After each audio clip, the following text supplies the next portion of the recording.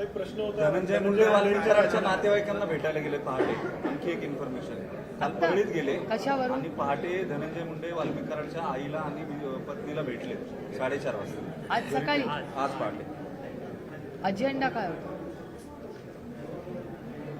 Shocking. याचं उत्तर त्यांना द्यावं लागेल.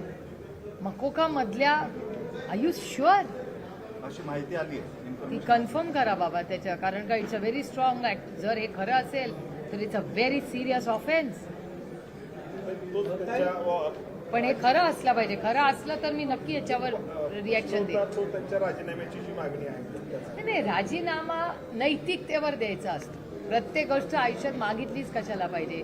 नैतिकता असते की नाही. आणि या राज्यात नाही, देशामध्ये अनेक नेत्यांनी नैतिकतेवर राजीनामे दिलेत. आता राजीनामे तुमच्याच चॅनलवर मी किती लोकांनी मागितलेले पाहिले. सुरेश धस रोज राजीनामा मागतात किंवा मग म्हणतात डायरेक्ट राजीनामा नको, केस चालू इस्तोवर जरा त्यांना बाजूला ठेवा. हे सुरेश धसांचं स्टेटमेंट आहे. बजरंग अप्पा सोनवणे मागतात, संदीप क्षीरसागर मागतात, रोहित पवारांनी मागितलाय, जितेंद्र आव्हाडांनी मागितलाय.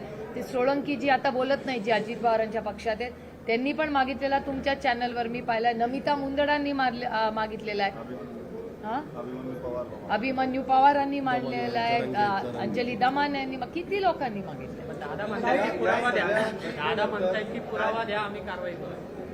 मग मिळेल. आज नाही, 15 दिवसांनी जे काय पुरावे असतील ते रोज बाहेर येतातच आहे. आता इतके दिवस या एवढ्या स्टेटमेंटमध्ये अनेक व्हिडिओ बाहेर आले, त्यांचं नाव घेत आहेत. या नैतिकतेवरती तरी कुणी राजीनामा मागत. नैतिकता ही खूप पर्सनल गोष्ट असते.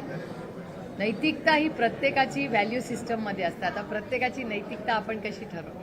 यापूर्वी फक्त आरोपावरती अनिल देशमुख असतील किंवा इतर नाही, अनिल देशमुख, छगन भुजबळ साहेब, अनिल देशमुख, संजय